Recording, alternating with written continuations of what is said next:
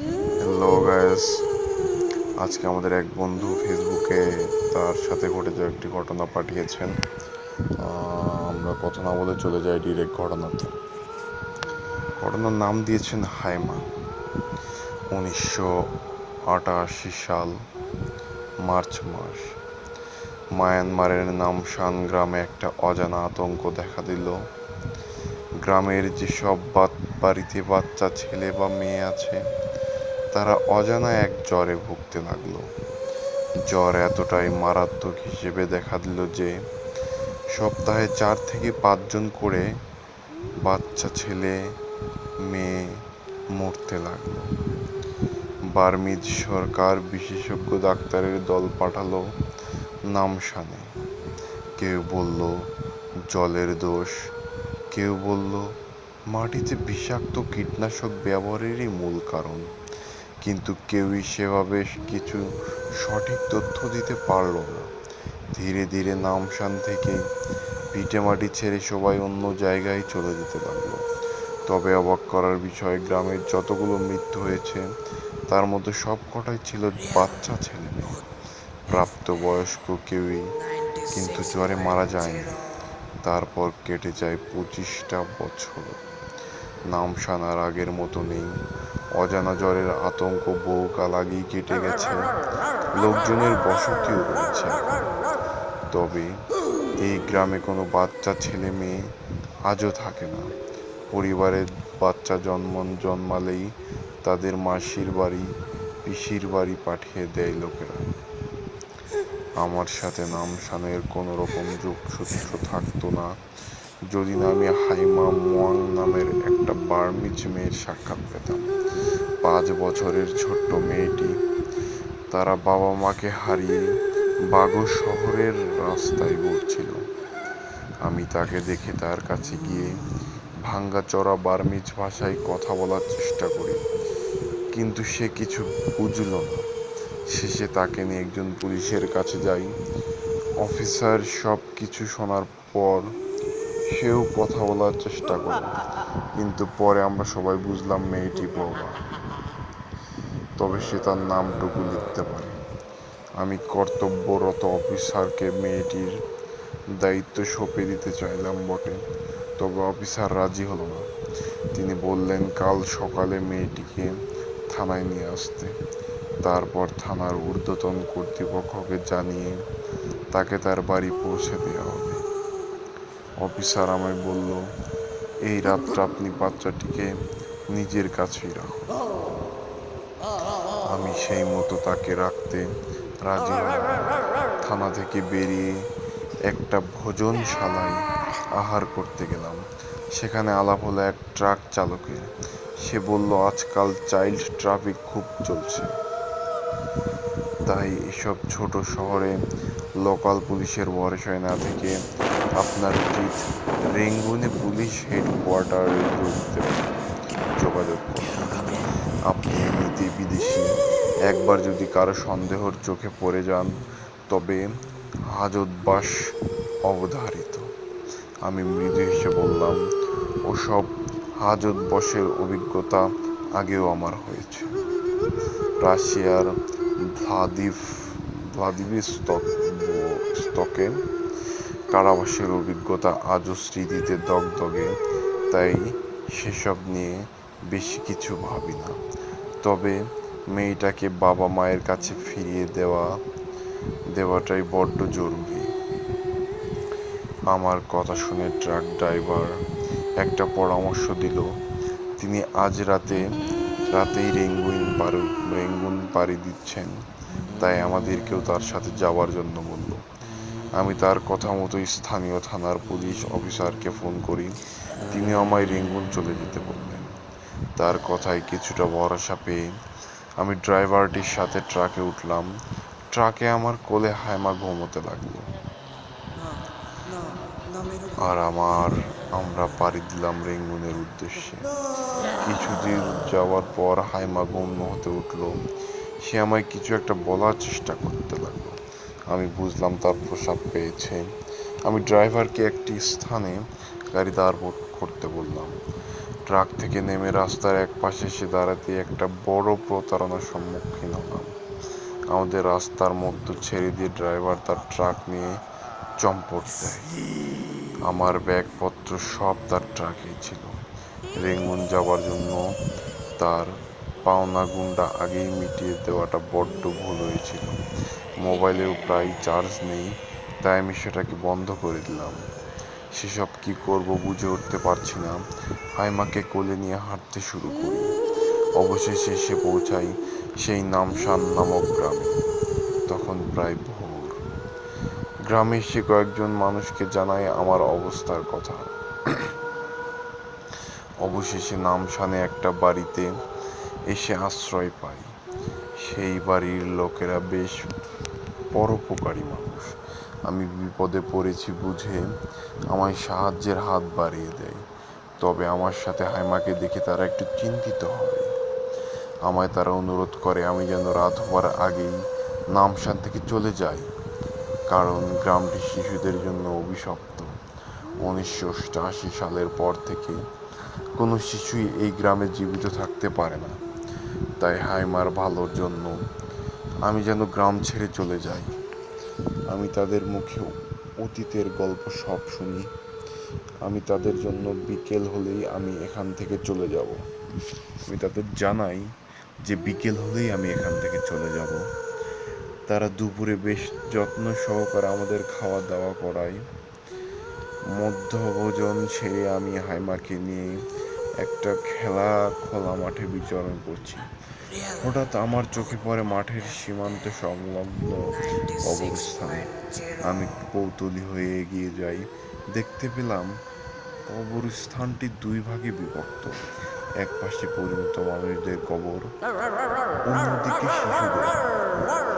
বুঝতে পারলাম যে এই কবরগুলি সেই সব শিশুদের যারা 1988 সালে অজানা জ্বরে মারা যায়। আমি আর সময় নষ্ট না করে হাইমাকে নিয়ে ফিরে এলাম। যারা আশ্রয় দিয়েছিল তাদের কাছে হাইমাকে রেখে আমি হাইওয়ের সামনে এলাম।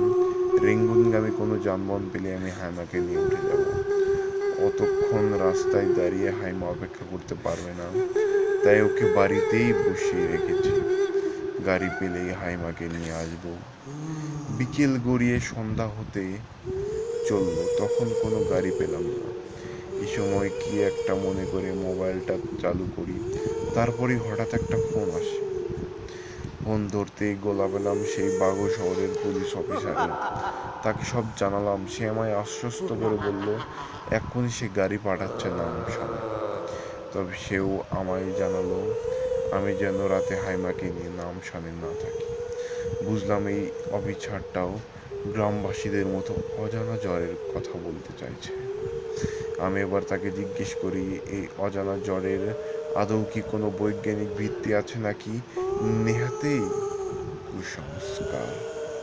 তখন সে আমায় জানায় অজানা জ্বর বলে কিছু নেই। আসল কারণ হলো নামশান গ্রামের শেষ প্রান্তে একটি কবরস্থান আছে।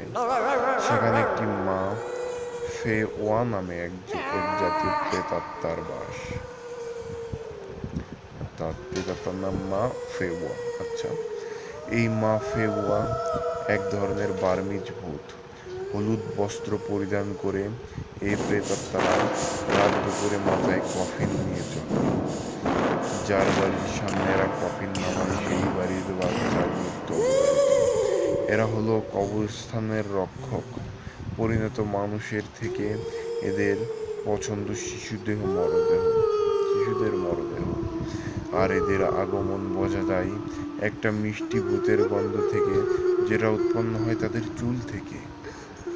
1988 সালে যে বিশেষজ্ঞ ডাক্তারের দলে গ্রামে এসেছিল তাদের মধ্যে কেউ কেউ এই জ্বর হওয়ার কারণ হিসেবে মা ফেওয়ার উল্লেখ করেছিল। তবে বার্মিজ সরকারের সেসব কারণ বিন্দুমাত্র গুরুত্ব দেয়নি। ফোনে অফিসারের সাথে কথা বলতে বলতে চার্জ কমে সেটা বন্ধ হয়ে গেল, অর্থাৎ ফোনটা বন্ধ হয়ে গেল। তারপরে কোথা থেকে একটা মিষ্টি গন্ধ নাকে এসে লাগলো। হঠাৎ অনুভব করলাম চারপাশ কেমন যেন নিস্তব্ধ। হঠাৎ একটা ঠান্ডা হাওয়া দিতে লাগলো। আকাশে মেঘের সমারোহ, যেন ঝড়ের পূর্বাভাস।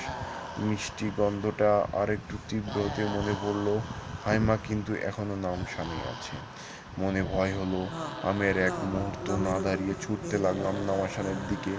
গ্রামে ঢুকেই দেখলাম চারপাশ ফাঁকা, একজন মানুষকেও দেখতে পেলাম না। আমি যতই এগিয়ে যেতে থাকলাম, সেই মিষ্টি গন্ধটা তীব্র থেকে তীব্রতর হতে লাগলো।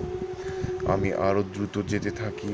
হাইমা যেখানে রয়েছে সেই বাড়ির সামনে আসতেই আমি চমকে উঠলাম। লম্বা কেশ বিশিষ্ট, হলুদ রঙের একটা ফিতের মতো বস্ত্র আচ্ছাদিত একজন নারী হেঁটে যাচ্ছেন। আরো অবাক হলাম যখন দেখলাম হাইমা তার হাত ধরে তারই পাশে সাবলীলভাবে হেঁটে চলেছে। মহিলা এক হাতে হাইমাকে ধরে আছে, তবে আরেক হাত দিয়ে মাথার উপর একটা কফিনের ভার সামলাচ্ছে। আর তার চুল থেকে ভেসে আসছে মিষ্টি একটা গন্ধ। আমি কিছুক্ষণের জন্য হতভম্ব হয়ে দাঁড়িয়ে থাকলেও পরক্ষণে হাইমাকে ডাক দিলাম। আমার কথা গলা শুনে দুজনে দাঁড়িয়ে পড়ল। এরপর পিছন ফিরে আমার দিকে তাকালো। আমি দেখলাম ভদ্র মহিলার রাগ খুশি মুখ, আর দাঁত দিয়ে কামড়ে রয়েছে একটা জ্যান্ত মাছ। তার চোখ দিয়ে ঠিকরে বেরোচ্ছে একটা হলুদ আলো। ঠিক এরকমই আলো বেরোচ্ছে হায়নার চোখ দিয়েও। আমি এই দৃশ্য দেখার পরেই জ্ঞান হারালাম। জ্ঞান যখন ফিরল তখন আমার সামনে বাগর সেই অফিসার, কিছু পুলিশ আর নামাসানের লোকজন। অফিসার আমায় বলল, কেমন লাগছে এখন? আমি জানালাম ভালো। তারপরে হাইমার কথা জিজ্ঞেস করলাম তাদের। তারা জানালো হাইমা ঠিক আছে, সে এখন তার মায়ের সাথে আছে। তবে যে হাইমাকে নিয়ে তোমার নামাসানে আসা কিন্তু আদৌ মানুষের বাচ্চা ছিল না। আমি অবাক, এ কি বলল পুলিশ? তবে যে হাইমাকে নিয়ে তোমার নামাসানে আসা সে কিন্তু আদৌ মানুষের বাচ্চা ছিল না। তার মানে তার মানে এটাই যে ভয়টা আমরা পাচ্ছিলাম, যে মাফেওয়া বাড়ির সামনে এসে কফিন ভাঙিয়ে হাইমাকে অসুস্থ করবে ও তার সম্ভাব্য মৃত্যু, তেমন কিছুই ঘটেনি। বরং সে হাইমাকে নিয়ে কবরস্থানেই ফিরে গেছে। কারণ ভূত হোক বা মানুষ, নিজের বাচ্চার ক্ষতি কেউই করবে না। আমি কথাটা শুনেই চুপ করে গেলাম। তারপর বললাম, তার মানে তার মানে হাইমা মানুষ ছিল না, সেও। অফিসার আমায় থামিয়ে দিয়ে বলল, যাই হোক তুমি বিশ্রাম নাও। এখন বিকেল হলেই তোমায় আমরা বাগুই ফিরে যাব। তুমিও যাবে আমাদের সাথে। তবে হ্যাঁ, আজ সকালে নামাসানের লোকজন জ্ঞানশূন্য অবস্থায় তোমায় যখন খুঁজে পায় তখন একটা হলুদ কাপড় তোমার হাতে দেখেছিল। হয়তো নিজের বাচ্চাকে ফিরে পেয়ে কৃতজ্ঞতা স্বরূপ এটা তোমায় দিয়ে গেছে। কথা শেষ করেই অফিসার আমার হাতে একটা হলুদ কাপড় দেয়। কাপড়টা হাতে নিতেই আমি সেই মিষ্টি গন্ধটা পেতে থাকি। এরপর নামাসান থেকে আমি বাগুই ফিরে আসি। তার কয়েক সপ্তাহ পরে মায়ানমার থেকে ফিরে আসি দেশে। তবে সেই হলুদ কাপড়টা দেখলে আজও সেই স্মৃতি ভেসে ওঠে। তবে একটা বিশেষ কথা এখানে উল্লেখ করা দরকার। সেই হলুদ কাপড়ের একটা বিশেষ মাহাত্ম্য রয়েছে। হলুদ কাপড়টা যদি কারো হাতে অথবা কারো গলায় ঝুলে থাকে, বিশেষ করে এটা আমি পরীক্ষা করেছিলাম প্রথম। অর্থাৎ যখন গলায় আমি সেই হলুদ কাপড়টা ঝুলিয়ে আহার করছিলাম, কিছুতেই আমার ক্ষুধা নিবারণ হচ্ছিল না। আমি খাচ্ছি তো খাচ্ছি, একসাথে পরিবারের 6 জনের খাবার খেয়ে ফেলছি, অথচ আমার পেটে ক্ষুধা আর ক্ষুধা। আর ঠিক তখনই একটু গরম লেগেছিল, ফলে আমি সেই হলুদ কাপড়টা রেখে দেই, আর সাথে সাথে আমার ক্ষুধা নিবারণ হয়ে যায়। অর্থাৎ এখন থেকে হলুদ কাপড়টা আমার সাথে অর্থাৎ অঙ্গের সাথে জড়ালেই আমি ক্ষুধায় কাতর হয়ে যাই। তবে যেই হলুদ কাপড়টা গা থেকে নামিয়ে নিই, তখনই আমার আর ক্ষুধা লাগে না। এটা এক আশ্চর্যকর বিষয়। আমি আজও ভেবে পাচ্ছি না। যদি সময় পাই তো আপনার কাছে আসবে একদিন রাসেল ভাই, এবং আপনার কাছে দেখাবো এই হলুদ কাপড়ের মাহাত্ম্যটা। ওকে, আমরা পড়ে নিলাম এতক্ষণ একটা ভয়ঙ্কর ইমেল এপিসোড, এবং সেই এপিসোডে আমি শেষ প্রান্তে খুবই অবাক হলাম যে হলুদ কাপড়ের রহস্যটা। ওকে ভাই, আপনি যদি সময় পান মিয়ানমার থেকে অবশ্যই বাংলাদেশে যেদিন আসবেন সেদিন আমাকে ঘটনাটি আরও ভালোভাবে বলবেন, এবং আপনার হলুদ কাপড়টা অবশ্যই সাথে নিয়ে আসবেন যাতে করে আমিও বুঝতে পারি যে হলুদ কাপড়ের রহস্যটি। তো যাই হোক, বিশ্বাস করা না করা আপনার ব্যাপার, তবে দেখা যাক কি হয় ঘটনাটা। সামনে ভাইটি আসলে আবার শুরু করে দেব আমাদের পরবর্তী এপিসোড। ধন্যবাদ সবাইকে আমাদের সাথে থাকার জন্য। ওকে, তিনি জানিয়েছেন ধন্যবাদ রাসেল ভাই। ওকে, ধন্যবাদ আপনাকেও, স্বাগতম। ওকে, ধন্যবাদ লিসেনার্স। আজকের ইমেইল এপিসোডটা এই পর্যন্তই। পরবর্তী ইমেইল এপিসোড আরও ভয়ঙ্কর নিয়ে আসবো ইনশাআল্লাহ। ধন্যবাদ সবাইকে।